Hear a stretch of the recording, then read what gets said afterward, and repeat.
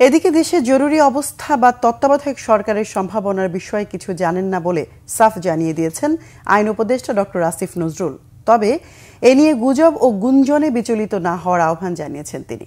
সোমবার সচিবালয়ে গণমাধ্যম কর্মীদের সঙ্গে আলাপকালে এক প্রশ্নের জবাবে এমনটা জানান তিনি। আইন উপদেষ্টা বলেন, প্রধান বিচারপতির সঙ্গে সেনাপ্রধান দেখা করেছেন, এমন কিছু তার জানা নেই।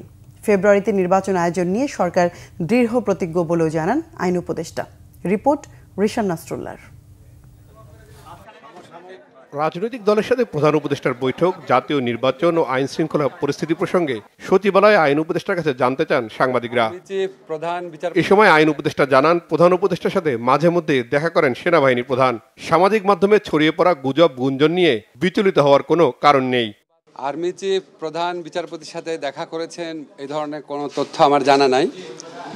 আমি দু একটা পত্রিকায় দেখেছি, আর অনলাইনে এটা নিয়ে নানান গুজব গুঞ্জন হয়েছে দেখেছি। এসব গুজব গুঞ্জন নিয়ে বিচলিত হওয়ার মতো কিছু নাই, এটা হচ্ছে আমার বক্তব্য।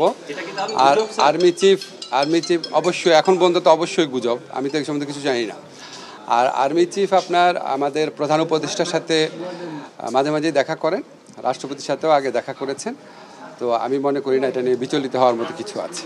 রাজনৈতিক দলের সাথে নির্বাচনকালীন সরকার নিয়ে কোনো আলোচনা হয়নি জানিয়ে আইন উপদেষ্টা বলেন, ফেব্রুয়ারির নির্বাচনকে সামনে রেখে রাষ্ট্রীয় কর্মকাণ্ড চলছে। এর আগেও বিভিন্ন ইস্যুতে ওনাদের মধ্যে মতবিরোধ হয়েছে, মতবিরোধ শেষও হয়েছে, আপনারা দেখেছেন। তো ওনাদের বিচার বিবেচনা বোধের উপর আমাদের আস্থা আছে।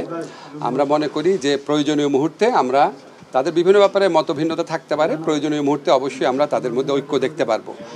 আর আমরা সরকারের পক্ষ থেকে ফেব্রুয়ারিতে নির্বাচন করার ব্যাপারে দৃঢ় প্রতিজ্ঞ। এটা আমাদের প্রধান উপদেষ্টা বারবার বলেছেন, নির্বাচন কমিশনকেও সেরকম ইনস্ট্রাকশন দেওয়া হয়েছে, ওনারা সকল পদক্ষেপ গ্রহণ করছেন।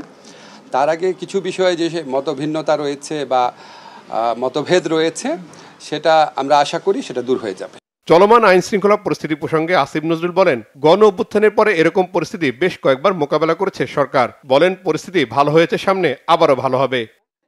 রিশান নাসরুল্লাহ, বাংলাভিশন, ঢাকা।